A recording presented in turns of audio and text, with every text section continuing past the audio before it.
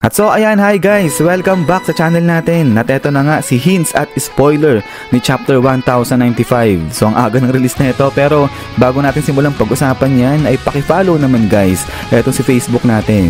So dito ko nga po nilalagay yung ibang animes na gusto nyo i-manga series natin. So si One Punch Man ay nakapaglagay na po ako dyan. Tapos yung link pala nito ay nandiyan lang sa may description at saka sa may comment section natin. So paki-check na lang siya at paki-follow na nga lang din siya guys. So yun lang naman at ulit ay maraming salamat at wag na nga natin patagalin pa. Simulan na natin yan.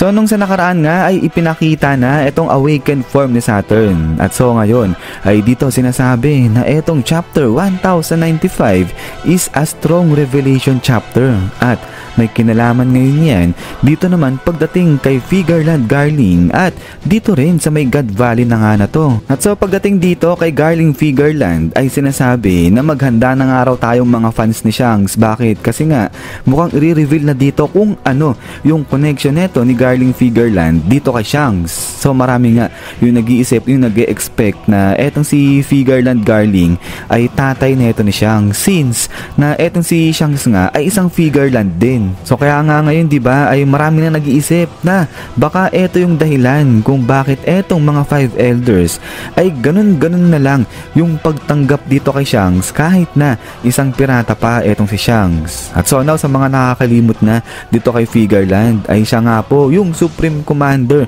ng God's Knight. At siya nga lang din yung nagpaparusa at pumapatay dito sa mga Celestial Dragon. So kaya nga takot kay Figureland etong mga Celestial Dragon na to. At bukod pa nga dyan ay etong si Figureland ay former champion yan dito sa may God Valley.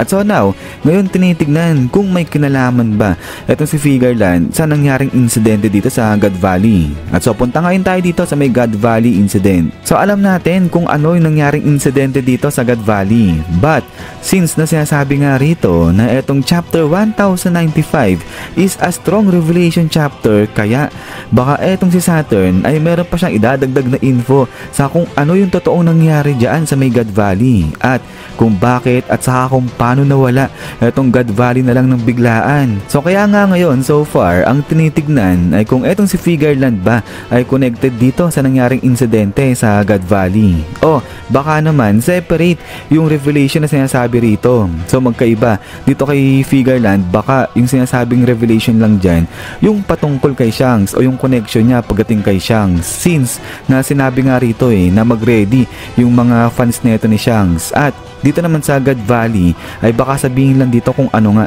yung totoong nangyari at saka yung sa disappearance niyan. Pero ang dagdag pa nga rito ng leaker natin, Oda is cooking, peak chapter and sad to be honest. So marami yung naintriga dito nga sa salitang sad na to. So marami napaisip bakit sad etong chapter na to. So marami na nga nag-speculate at babalikan nga natin dyan yung nangyari dito nga sa appearance ni Saturn sa harapan nito nila Sanji, nila Frankie. So dito ang nangyari nga ay etong si Bonnie dali-dali kinuha yung espada at sabay bigla niyan tinalunan etong si Saturn at sinaksak yan sa may dibdib. So kaya nga yung iba iniisip na dahil sa ginawa na yan ni Bonnie ay pwedeng mamatay o baka mamatay etong si Bonnie dito sa may arc na to o baka nga raw dito sa chapter na to kaya sinasabi na sad. Pero masyado yatang mabilis kung mamamatay dyan etong si Bonnie kagad dyan sa chapter 1095. But anyways ay kung papansinin pa rito yung sa bandang dulo nga ay etong si Bonnie nakikita nga natin na umiiyak nga siya habang binabanggit etong pangalan nga dyan ni Saturn. So si Mingli etong si Bonnie kilala niya etong sila Saturn at ganoon din etong sila Saturn parang may kinalaman siguro yan dun nga sa ginawa o sa nangyari kay Kuma. So kaya baka naiiyak dyan etong si Bonnie. But then dahil nga sa last panel na to kaya iniisip ngayon ng marami na magkakaroon nga dito ng flashback patungkol kay Bonnie at saka nga dito kay Kuma. But this time ay baka sabihin na ngayon yung totoong identity nga nito ni Kuma. So dito nga ay nakita natin sa mga nakalipas na chapter na nakita ni Bonnie yung sa past nga nito ni Kuma, at ito binabanatan nga siya dyan ng mga Celestial Dragon. So far ay ayan pa lang yung alam natin kay Kuma, hindi pa nare-reveal kung ano talaga yung totoong identity niya. Kaya nga maraming hoping na sana i-reveal to sa chapter 1095 nang malaman na nga yung totoong identity ni Kuma at saka kung bakit siya binabanatan ng ganyan ng mga Celestial Dragons. So isa to sa iniisip ng One Piece community natin kung bakit sinasabi na sad itong chapter na to. Pero maliban pa dyan, yung isa pa nilang iniisip kung bakit sad itong chapter na to ay kasi nga baka wala nga mangyaring laban dito sa pagitan muna ni Sanji at saka ni Franky, laban nga dyan kay Saturn. At ang mangyari nga ay baka nga itong si Atlas nga raw ay mamatay. So kumbaga etong si Atlas nga raw yung unang babanatan yung papatayin ni Saturn, since na parang siya yung pinakamadaling patayin dyan. Tapos baka nga raw isunod dyan etong si Franky dahil nga sa itsura ng ganito sa posisyon niya. So dito kita nga kasi na nakatalikod siya dito kay Saturn. At kung matatandaan nga raw gantong ganto yung itsura nga ni Ace nung pinoprotektahan niya rin si Luffy laban dyan kay Akainu. So dito naman etong si Franky naman yung gumagawa niya, pinoprotektahan niya etong si Dr. Vegapunk dyan. So kaya baka patayin nga rin daw siya dito ni Saturn ngayon. Pero syempre ine-expect din ng marami na etong si Sanji nga ay poprotektahan etong sila Franky, hindi yan basta-basta papayag na ganun na lang papatayin niya ni Saturn.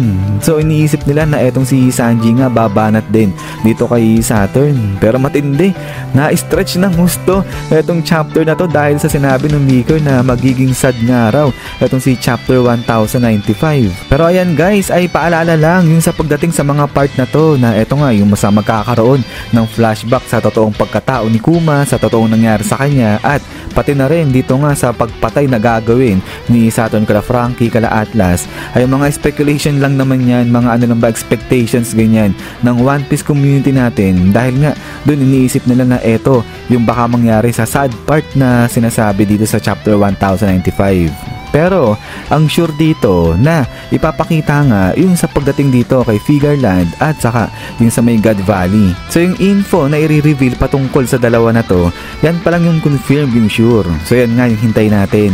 But anyways, pagkatapos nyan is yan guys, so hanggang dito lang muna itong hints at spoiler natin. Pero ayan, huwag nyo pala kalimutan na mag-iwan ng like at pakifollow na nga lang din itong si Facebook page natin. So yung link nyan ay nandyan lang sa may comment section at saka nga sa may description natin. So pakicheck na lang siya. At yan nga guys, ay ulit ay maraming salamat sa panood dito kay One Piece natin. So kung meron kayong mga reaction o ano ba expectations ganyan sa mga paparating na chapter, ay pwede nyong iwan dyan sa may comment section at titignan ko na lang nga, i-check ko yan. At yan nga guys, ulit ay maraming salamat. So lagi mag-ingat. God bless inyo lahat at kita-kits tayo ulit.